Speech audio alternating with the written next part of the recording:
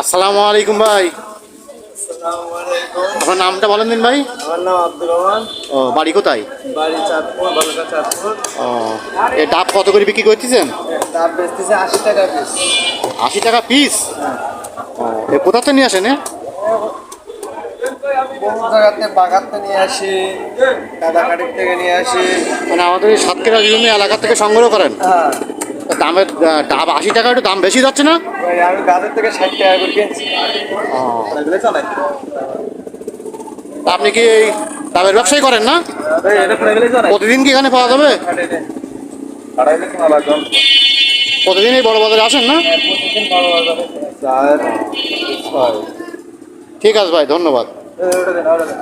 এই মায়ের ভিতরে খোল আছে ভাই।